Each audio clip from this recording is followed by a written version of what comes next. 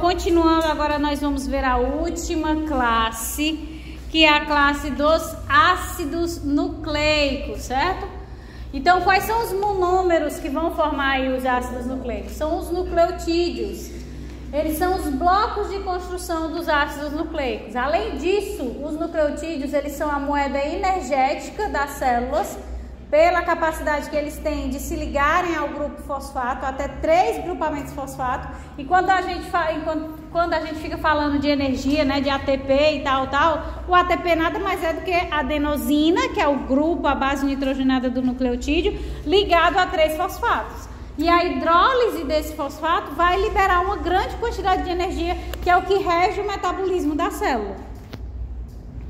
Além de ter essa função da transmissão da informação genética, ter essa função energética, eles também agem como resposta a sinais hormonais. Nós temos aí a molécula de AMP cíclico, que está relacionada a diversas sinalizações celulares para que determinados processos metabólicos aconteçam, inclusive o processo de respiração.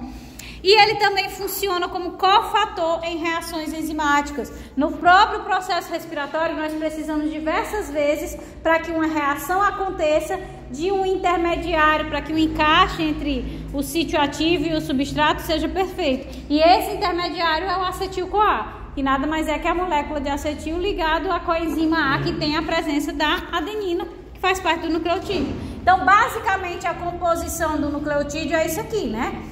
A pentose, que é a ribose ou desoxirribose, que eu mencionei lá nos carboidratos. A base nitrogenada, que é o que vocês conhecem por adenina, citosina, timina e guanina. E o grupamento fosfato. Ah, não, tá só fazendo. Não. É só uma pose, era só uma pose assim. Então, os nucleotídeos, eles têm 3 componentes. A base nitrogenada, o açúcar e o fosfato. O mais incomum deles é a base nitrogenada. Esses são compostos heterocíclicos contendo carbono e nitrogênio em um anel de 5 ou 6 membros. 5 ou 6 membros eu me refiro à quantidade de carbono, certo? Os anéis, eles são insaturados e têm, obviamente, caráter aromático. São bases fracas que não têm carga em pH 7. Existem 2 tipos principais, certo? As pirimidinas e as purinas. As pirimidinas são baseadas no composto original da pirimidina, certo? Que contém um anel heterocíclico. E as purinas são baseadas no composto original purina, que é um derivado da pirimidina. Então, deriva da pirimidina o próprio anel da purina, certo? Então, as purinas consistem em um anel de pirimidina fundido com um anel de imidazol para dar 2 anéis heterocíclicos, um de 5 membros e um de 6 membros. Então, o que difere aqui, né? Ele tem um anel heterocíclico na pirimidina e na purina a gente tem 2 anéis heterocíclicos. Quando a gente vai ver das bases nitrogenadas que se classificam dentro do grupo das pirimidinas, é a citosina, a timina e a uracila, quando a gente se refere ao RNA. Quando a gente vai para o grupo das purinas, nós temos dentro dele a adenina e a guanina, certo? Então, a diferenciação entre purina e pirimidina é a quantidade de anéis aromáticos. No caso, a purina, ela é como se fosse advinda de uma reação de 2 pirimidinas? Não, uma pirimidina e um imidazol, certo? Aqui, ó. Um anel de pirimidina e um anel de imidazol, certo? É a fusão desses 2 anéis. O segundo componente do nucleotídeo, depois da base nitrogenada, que pode ser ou a purina ou a pirimidina, é o açúcar. Quando o açúcar é unido a uma base nitrogenada, a estrutura resultante é chamada de nucleosídeo, certo? 2 tipos de açúcares são encontrados em nucleotídeos, ambos baseados no monossacarídeo, né, na pentose de ribose. Então, nós temos o deoxi como um prefixo que significa o açúcar desoxirribose, que é justamente a falta de uma hidroxila que vai diferenciar o açúcar característico da molécula de DNA, que é o açúcar deoxirribose, e o açúcar característico da molécula de RNA, que é a ribose. Na ribose, a gente tem a presença da hidroxila e no DNA a gente tem a presença de um hidrogênio, por isso deoxi, a falta do oxigênio nessa ribose. Mas ambos são uma ribose, é um anel de 5 membros, certo? No nucleosídeo, ou seja, que é o açúcar mais a base nitrogenada, forma-se uma ligação entre o carbono 1 do açúcar e um dos nitrogênios dos anéis da base nitrogenada, que é o que a gente chama de ligação N-glicosídica. Então, a interação aqui entre o carbono da pentose e o nitrogênio da base nitrogenada forma a ligação N-glicosídica, que vai dar origem ao nucleosídeo. É relativamente estável ao alcalino, mas é suscetível à hidrólise ácida, principalmente as purinas, que é o que? A adenina e a guanina, né? A orientação da ligação é beta, mas ela é praticamente planar. Então, a gente está vendo uma representação espacial aqui, que parece que eles são bem separados, né? Mas a orientação dessa ligação beta é praticamente, essa ligação beta-glicosídica é praticamente planar. Eu me perdi. A diferença de nucleotídeo para nucleosídeo. O nucleotídeo é formado pela base nitrogenada, pela pentose e pelo fosfato. O nucleosídeo, que é o que se forma anteriormente de se formar o nucleotídeo, é a base mais a pentose. Ainda não teve a interação com o fosfato, certo? E o terceiro componente dos nucleotídeos é um ou mais grupos fosfato. Quando um fosfato é adicionado a um nucleosídeo, o composto resultante vai ser o nucleotídeo. Os nucleotídeos, eles são distinguidos por duas características, onde o grupo fosfato é ligado, onde esse grupo fosfato vai ser ligado e quantos grupos fosfato estão ligados. Os nucleotídeos são compostos por uma base nitrogenada. Se for pirimidina, vai ser ou citosina, timina, ou no caso do RNA, uracila. E se for purina, vai ser adenina ou guanina. Vai ter também a presença da pentose, desoxirribose quando é o DNA, quando a gente tem a presença do hidrogênio ligado ao carbono 2, e a ribose quando é o RNA, quando a gente tem a hidroxila ligada ao carbono 2. Ambos são anéis heterocíclicos que vão se ligar na ligação glicosídica covalente com a base nitrogenada. E o fosfato, que é quando a gente está sem, vai ser esterificado no carbono 5 do nucleosídeo. Então, eu tenho aqui o nucleosídeo, que é a base ligada na pentose, no açúcar.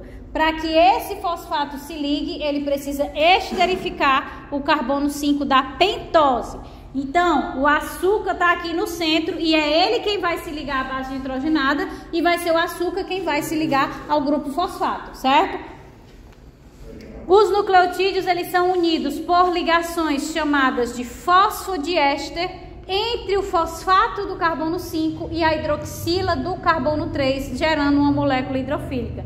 Percebam, nós estamos nos referindo aqui, ligação N-glicosídica, a esterificação do fosfato no carbono 5, a formação do nucleotídeo, né? Então, aí é a unidade básica, ou seja, o monômero do ácido nucleico. Quando eu começo a polimerizar esses nucleotídeos para formar o ácido nucleico em si, que é a molécula grande com vários monômeros, é que eu tenho as ligações fosfodiéster, que aí são ligações entre os nucleotídeos. Entendido isso aí, né?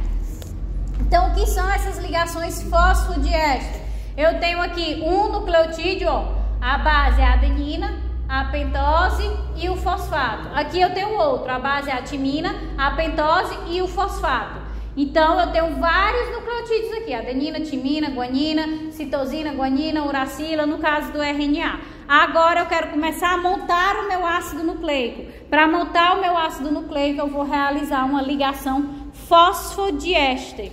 Como é que acontece essa ligação fosfodiéster? O fosfato do carbono 5 do nucleotídeo vai atacar aqui a hidroxila do carbono 3, certo? E faz a ligação covalente fosfodiéster. Mais uma vez, na formação da macromolécula, a gente tem uma ligação covalente acontecendo entre os monômeros, ou seja, entre as suas unidades menores funcionais. Entenderam a formação da ligação fosfodiéster?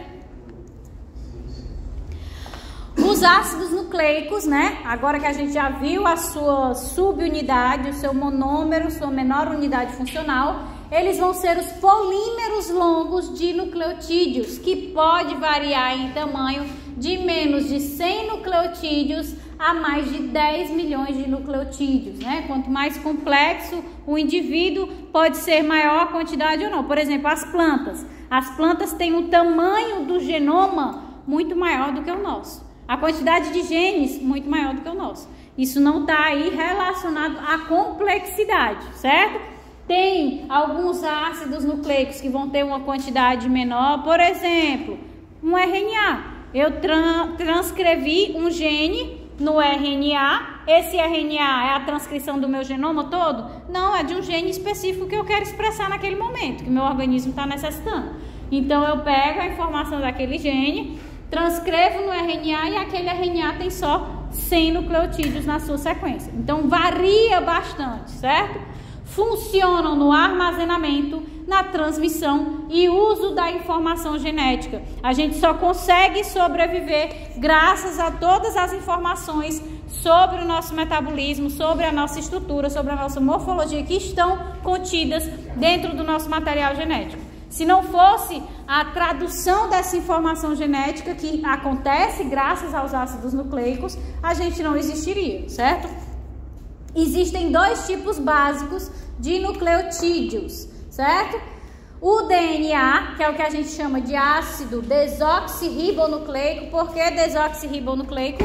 Porque a pentose dos nucleotídeos dele é a deoxirribose, certo? E o RNA, que é o ácido ribonucleico, porque a pentose dos seus nucleotídeos vai ser a ribose. Ah, professora, quer dizer que se eu for olhar lá a composição do DNA e do RNA, a adenina, ela é comum tanto ao DNA como ao RNA. Então, se eu pego e digo que a composição, a sequência vem adenina, adenina, adenina, adenina, no RNA, essa adenina, adenina, adenina, que a gente chama o nucleotídeo, você pode olhar que ela vai estar ligada a uma ribose no RNA. Se eu partir para a análise do DNA, se eu for olhar essa adenina, ela vai estar ligada a uma deoxirribose, certo? Então tem essa distinção. Não achem que porque normalmente quando a gente representa a sequência, né, de um gene, a sequência de um transcrito de RNA, a gente coloca só as letrinhas das bases. Então adenina, timina, citosina, guanina, a gente vai vendo.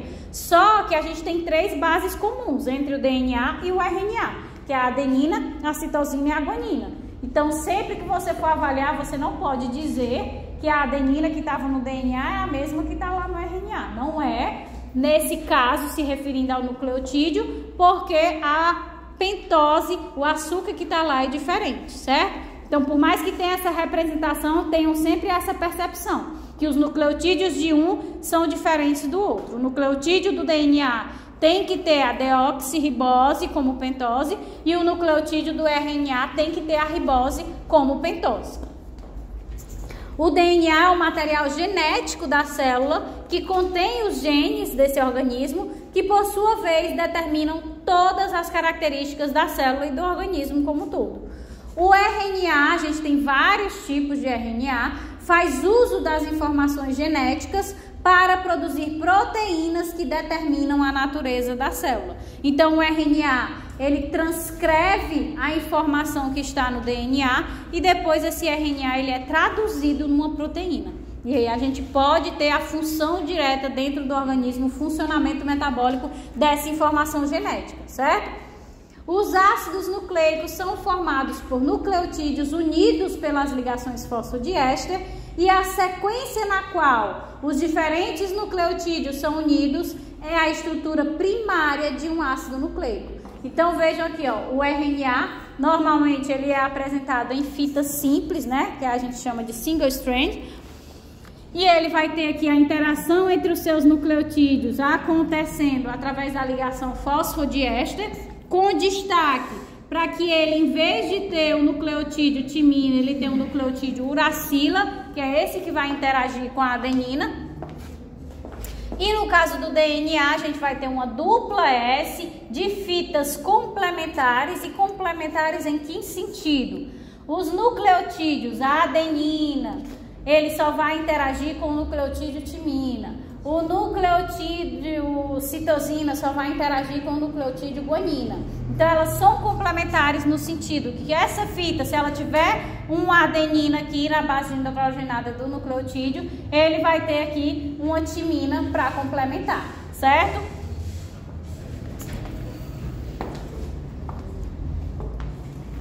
Oxi. Menina, eu cliquei em alguma coisa aqui, como é que eu tiro? Tem uma bolinha. Foi que eu fiz. Sai. Pronto, saiu. Pronto. A pessoa que não entende das tecnologias, aí pronto. Então, a estrutura covalente consiste, portanto, em grupos alternados de fosfato e açúcar. A gente não viu lá que o fosfato do carbono 5 é que vai atacar a hidroxila do carbono 3 do nucleotídeo acima, fazendo a ligação fosfodiéster. Então, as bases estão ligadas aos açúcares, mas não fazem parte das ligações fosfodiéster. Vocês concordam quando a gente viu lá aquela imagem? Elas fazem a ligação N-glicosídica aqui com a pentose, mas elas não estão participando da ligação fosfodiéster para compor o ácido nucleico, a molécula mais complexa. A ligação fosfodiéster, pronto. Inicialmente, a gente tem a chamada ligação N-glicosídica, que acontece entre o nitrogênio da base nitrogenada, que é uma adenina, e o carbono da pentose do açúcar. Beleza, eu formei isso, eu formei o glicosídeo. Depois que eu formo o glicosídeo, eu posso formar o nucleotídeo adicionando um grupo fosfato ao carbono 5 da pentose. Ok, formei vários nucleotídeos. Tem adenina, tem timina, tem guanina. Agora eu quero uni-los para construir o ácido nucleico. Como é que eu vou unir esses nucleotídeos? Através da ligação fosfodiéster. Como é que essa ligação fosfodiéster acontece? O fosfato que está aqui ligado ao carbono 5 da pentose, ele vai atacar o oxigênio aqui do carbono 3 da pentose. E aí vai realizar a ligação covalente fosfodiéster, porque o fósforo ele faz esse processo de intermediação da ligação. Então, houve interação do fósforo aqui, né? O fósforo do carbono 5 está atacando o oxigênio do carbono 3. Houve interação dele com a base nitrogenada? Não, né? Então, a base, ela não faz parte da ligação fosfodiéster. Ela só vai fazer parte aqui da ligação N-glicosídica, ok? No caso, o de cima é o carbono 3 e de baixo é o 5. Aqui é o carbono 3, ó. Por que esses 5 linhas, 3 linhas aí da setinha para baixo? Ah, isso aqui é a orientação da fita, certo? A orientação da fita de DNA.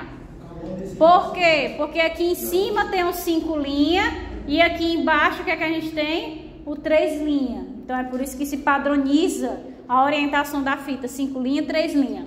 Quando a gente viu lá na frente que no DNA as fitas são complementares, então vai vir aqui nucleotídeos no sentido contrário para interagir com esses nucleotídeos. Então, se vai vir no sentido contrário, agora o fosfato ligado ao carbono 5 vai estar para baixo e o hidrogênio ligado ao carbono 3 vai estar para cima. Aí a fita complementar vai estar no sentido 5 linhas, 3 linhas. A fita complementar imaginária aqui, certo? Isso aqui é o RNA. Vamos aqui na figura que eu vou mostrar melhor. Pronto, ó.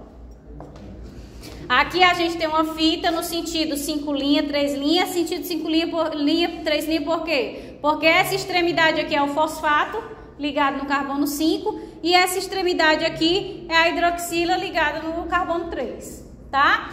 Aí vem a fita complementar, que ela vai complementando justamente no sentido inverso. Então, quem é que está exposto aqui? A hidroxila do carbono 3 e quem está exposto aqui é o fosfato do carbono 5, certo? Então vamos lá, a estrutura covalente consiste, portanto, em grupos alternados de fosfato e açúcar e, como eu acabei de dizer, as bases estão ligadas à pentose, mas elas não vão fazer parte da ligação fosfodiéster. A ligação fosfodiéster é o fósforo com carbono 3, certo? Os grupos fosfatos serão carregados negativamente em pH 7, né? Porque é o PO4-, então ele tem carga negativa. E as duas extremidades da cadeia não são idênticas. Uma extremidade tem o fosfato ligado a carbono 5, por isso é a extremidade 5', e a outra tem o hidroxila ligado ao carbono 3, por isso extremidade 3'. A extremidade 5', por convenção, está à esquerda, quando a gente vai representar, certo? Por exemplo, se eu pedisse numa atividade de bioinformática a sequência do gene, então você começa a detalhar a sequência do gene pela extremidade 5', ou seja, pela extremidade que tem um grupo fosfato. Aí você começa o nucleotídeo daí, a contar o nucleotídeo daí. Seria o quê? C, A, T, C, G, você colocaria no arquivo do Word nessa ordem. Se eu quisesse outra, aí você colocaria no sentido inverso. Se fosse da fita complementar, aí você colocaria nesse sentido. T, G, A, C, certo? Então é só por convenção, como se representa, certo? Assim disse que a cadeia de ácido nucleico tem direcionalidade ou polaridade, né? Devido a essa determinação de extremidade 5', 3'. A espinha dorsal ela é muito hidrofílica, enquanto as bases são mais hidrofóbicas por conta do anel aromático. E elas se empilham para interagir hidrofobicamente por dipolo, evitando o contato com a água. Então, quando a gente tem a formação da hélice do DNA, as bases nitrogenadas, por terem caráter hidrofóbico, por que elas têm um caráter hidrofóbico? Porque elas têm um anel aromático, elas ficam voltadas para a parte interna da hélice. E aí elas vão empilhando uma em cima da outra, para não ter contato com a parte externa, que é o quê? O meio aquoso, certo?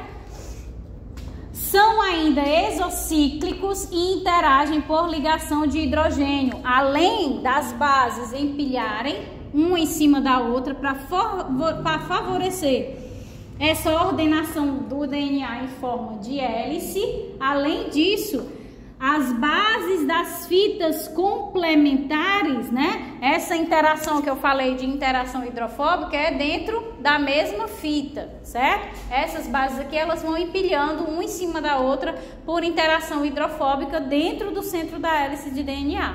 Além disso, elas também interagem por pontes de hidrogênio com a base da fita complementar. Especificamente o que? Citosina e guanina realizam 3 pontes de hidrogênio. A adenina e timina realizam 2 pontes de hidrogênio. E assim eles vão interagindo. Isso é bom porque, né? Aqui tem bem específicozinho. A adenina e a timina é onde é que ocorre a formação da ponte de hidrogênio. Entre o nitrogênio e o hidrogênio e o hidrogênio e o oxigênio. Aqui onde é que ocorre as 3, né? Entre oxigênio e hidrogênio, hidrogênio e nitrogênio, hidrogênio e oxigênio mais uma vez. Então, por que que isso é importante? Porque esse empilhamento das bases da mesma fita e a interação entre as bases das fitas complementares mantém a estrutura do DNA da hélice estável. Se a gente não tivesse isso, essa estrutura não ficaria estável, tá entendendo? Então essas interações, elas são muito benéficas para manter a estrutura do DNA. E eu preciso que essa estrutura seja mantida, que eu preciso que ela fique ali bem enroladinha, bem espiralada, e venham as histonas, as outras proteínas que conseguem condensar mais ainda esse DNA para que ele caiba no tamanho microscópico de uma célula. Porque se ele ficasse todo esticado, se ele não se torcesse, eu não conseguiria que ele cabesse no tamanho da célula, certo? Então, de forma ideal, a adenina interage com a timina, né, através de 2 pontes de hidrogênio, ou a adenina e uracila, quando a gente se refere ao RNA, e a guanina interage com a citosina através de 3 pontes de citosina. Eu estou falando citosina do sistema imunológico, não, é citosina. interage com a citosina através de 3 pontes de hidrogênio, e o fato de existirem 3 pontes de hidrogênio entre essas duas bases nitrogenadas faz com que elas sejam mais difíceis de romper. Assim, quando a gente tem um ácido nucleico, um DNA que tem muito C e G, ou seja, tem muito nucleotídeo, citosina, tem muita guanina, isso dificulta a separação das fitas. Então esse DNA ele é mais estável, né? Então quando a gente pega um organismo, nossa, foi descoberto uma bactéria que sobrevive em temperaturas elevadíssimas. Meu irmão, entrou um mosco dentro do meu nariz, que filho da... Meu... Não, faz meia hora que ela tá aqui voando, acho que é por causa do bicho preto. Safada! E aí, quando a gente descobre um organismo, né, que sobrevive, nossa, essa bactéria ela vive em águas de extremas temperaturas de 98 graus. Como é que ela sobrevive? Como é que o DNA dela se mantém estável? Aí quando você vai sequenciar o DNA da bactéria, tá lá riquíssimo em guanina e citosina. Por quê? Porque mantém mais estável a estrutura. Vai falar alguma coisa ou tá só alongando, né? Só alongando. Tem um professor que falou que tem as arqueias, tem delas que são seres extremófilos. Vivem até em ambientes vulcânicos. Pois é. Eu estava falando, por exemplo, que praticamente não existia ligações, praticamente, não totalmente, ligações de adenina com timina, porque por elas terem menos ligações de hidrogênio, rompe logo. Pois é. E foi graças a elas que foi descoberta a ataque polimerase, né? Que permite a PCR. No caso dessas ligações mais fortes nessas bactérias, seriam as partes não funcionais do DNA? Não estamos falando de metilação. A gente está falando só de estabilização da estrutura do ácido nucleico. A metilação é outra coisa. O quê? Não, eu sei, mas eu acho que você está se referindo à metilação, né, não? Metilação são regiões que são adicionados grupos metil que não tem muita expressão dentro do organismo. Por exemplo, um gene que codifica para a proteína da respiração, ele tem que ser expresso constitutivamente. Então, ele não é metilado, ele não tem nenhum grupo metil em volta dessa sequência, porque ele é constantemente traduzido, certo? Aí, outras regiões que só são expressas quando o indivíduo é submetido a certas condições, normalmente elas são metiladas, que tem o controle da expressão desse gene, entendeu? Não foi isso? Assim, o número de adenina vai ser igual de timina, obviamente, porque ela só vai interagir com a timina, e a citosina é igual à guanina, porque só vai interagir com a guanina. Então, a soma de adenina mais guanina vai ser sempre igual a timina mais citosina. Por quê? Porque se eu pegar uma molécula de DNA, eu começar a contar aqui, eu tenho quantos Cs? 1, 2, 3, 4, tenho 4C. Tenho quanto T, né? Quanto timina? 1, 2, 3, 4, 5. Então, eu tenho 9. Eles não vão interagir especificamente com determinados nucleotídeos, com determinadas bases nitrogenadas. Então, eu vou ter o mesmo número de adenina mais guanina. Eu vou ter 9 também, certo? Isso é semelhante à regra de Chagas, né? É exatamente isso. Não é semelhante, não. É a regra de...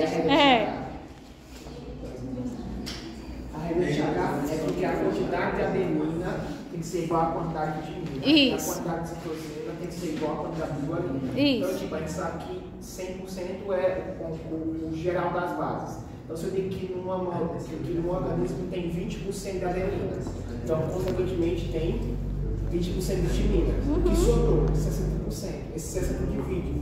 30 para a guanina e citosina. Então, a estrutura do DNA ela foi determinada como helicoidal, de sentido horário, com grupos fosfato e a desoxirribose para fora, com orientação antiparalela, ou seja, tem uma fita no sentido 5' 3' e outra no sentido 3' 5', né? Para ser antiparalela. Com aproximadamente 10 pares de base por volta das fitas complementares. Como ela é helicoidal, cada voltinha dessa tem aproximadamente 10 pares de base, ou seja, 10 nucleotídeos, certo? essa complementaridade da molécula de DNA é importante porque nós temos moldes para a transmissão da informação genética. Então, quando a gente se refere, por exemplo, uma célula vai se dividir. Como é que ela vai dividir o material genético dela para que as duas células filhas tenham o mesmo DNA? Ela separa as fitas complementares e ela vai replicar com base em cada um dos moldes essas fitas complementares para que gere um DNA idêntico para as suas células filhas, que é o metabolismo que a gente vai ver na próxima semana.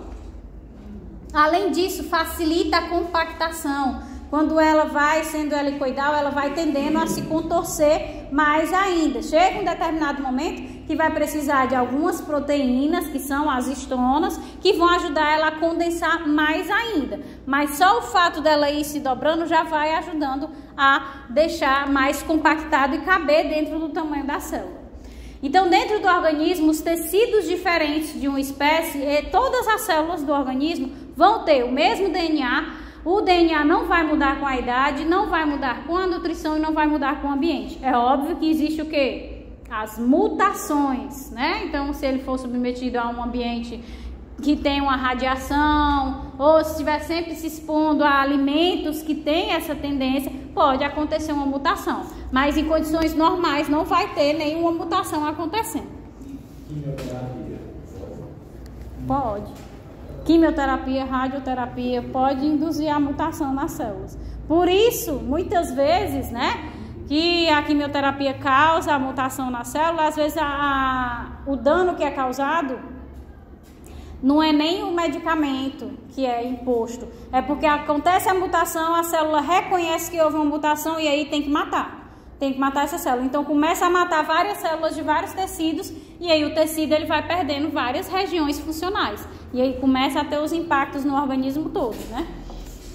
Então a hélice contém duas ranhuras de tamanho desigual, chamado de suco maior, suco menor. As duas cadeias são mantidas juntas por forças não covalentes, né, que são as pontes de hidrogênio e as interações hidrofóbicas dentro da fita que está lá, as bases empilhadas.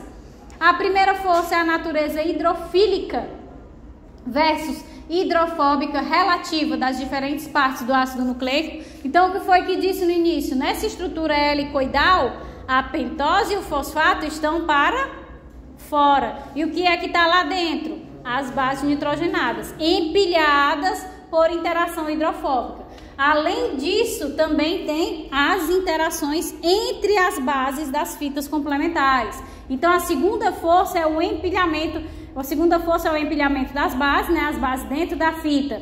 Elas são paralelas umas às outras. Aqui é a interação do açúcar e do fosfato que ficam para o lado de fora.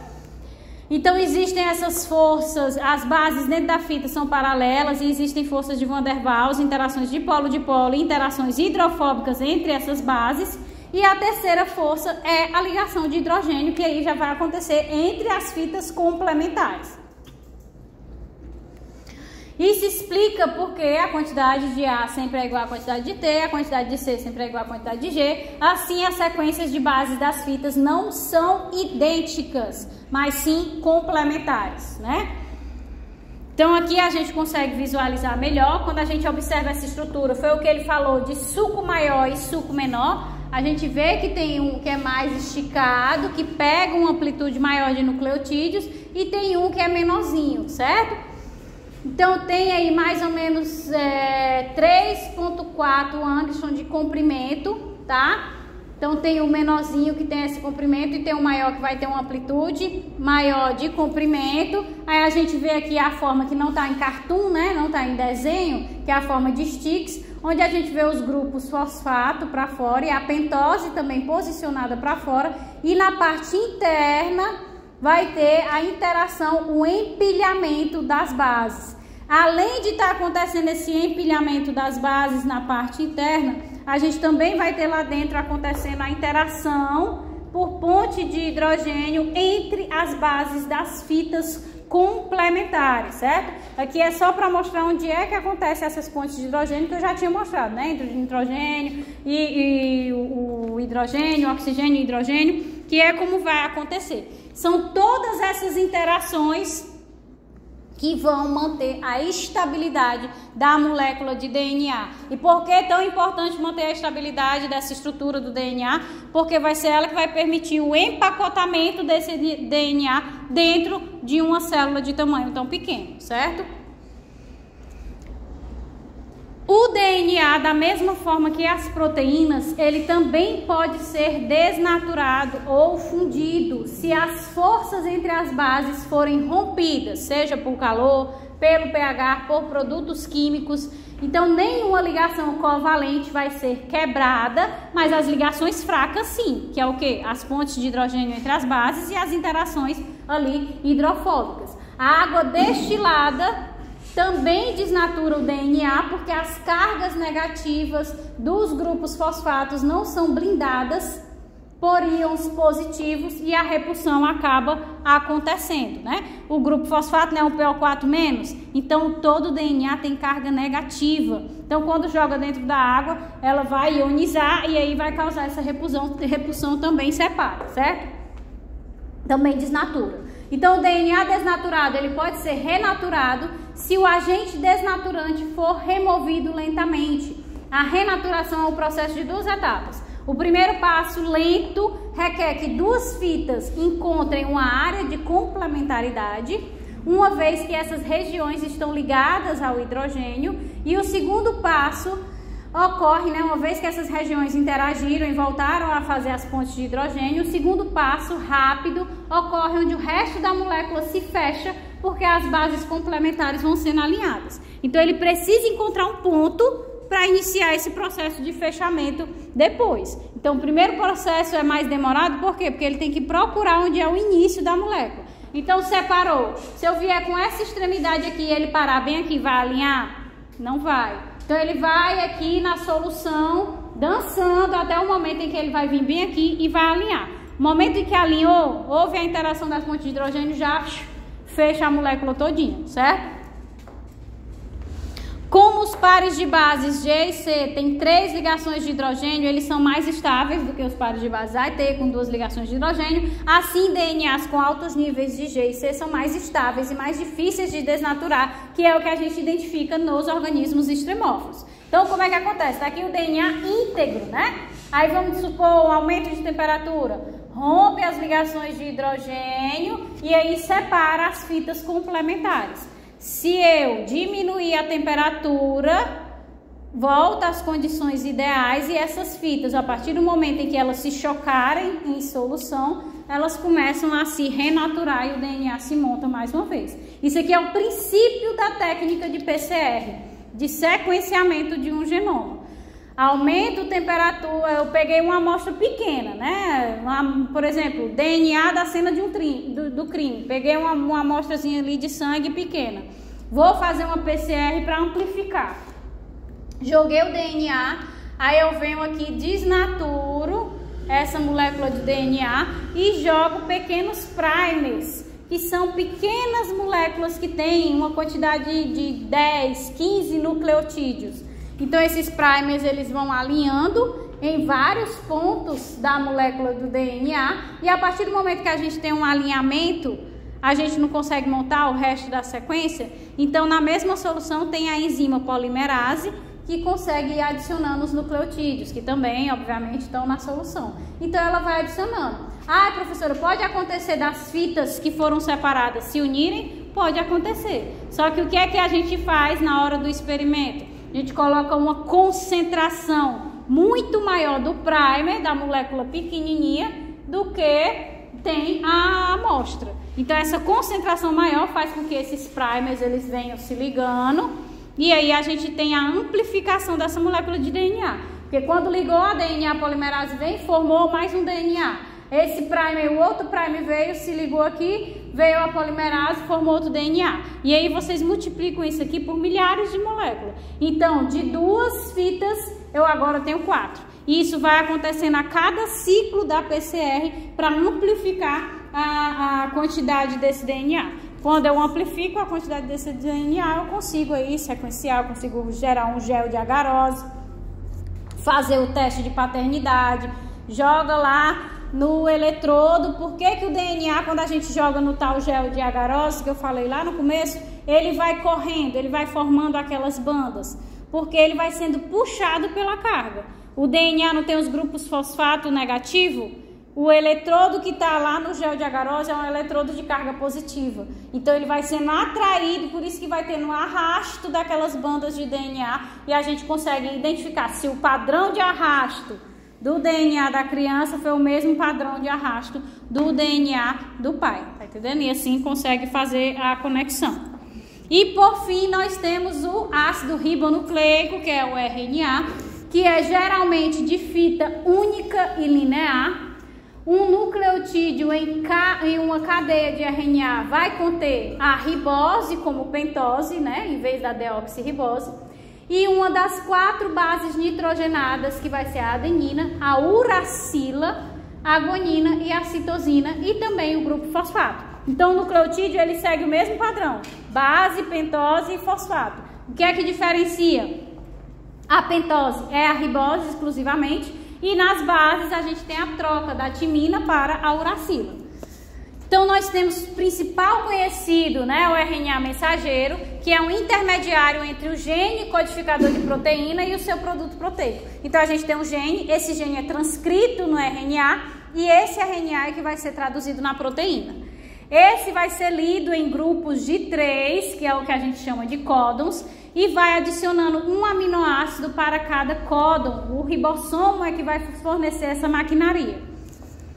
O RNA ribossômico é um componente importante dos ribossomos, é o principal componente dos ribossomos, então a gente tem um segundo tipo de RNA. Os RNAs que atuam como enzimas, né, são conhecidos como ribozimas, então também tem outro tipo de RNA, além daquele que transcreve a informação genética. Temos os RNAs transportadores, que juntamente com os ribossomos é quem faz a formação das proteínas. Também estão envolvidos na síntese proteica e consistem de uma fita única de RNA, só que essa fita única de RNA, em vez dela estar assim, como o RNA mensageiro ela está toda dobrada, normalmente fica em formato de T, certo? Então esse pareamento, consiste em uma fita única de RNA, mas essa fita tem segmentos complementares, né, para interagir com as sequências de 3 códons, que é o metabolismo que a gente vai ver próxima semana. Então esse pareamento de bases cria uma estrutura tridimensional complexa e importante à função dessa molécula. Temos ainda o RNA regulatório, que são os microRNAs, os small RNAs, ou RNA interferente, que são tipos de RNAs não codificadores que ajudam a regular a expressão de outros genes. Acredito que Bárbara vai retornar semana que vem e é para ela falar dessa parte aqui, de como é que acontece o estímulo e a depressão da expressão de determinado gene. Então, muitas vezes o RNA interferente, ele regula a expressão de um gene, seja para mais ou seja para menos, lá na região do promotor do gene. Então, ela vai ter que falar sobre isso aí. Oi? Só semana que vem. Aqui já acabou. Semana que vem, então, em relação às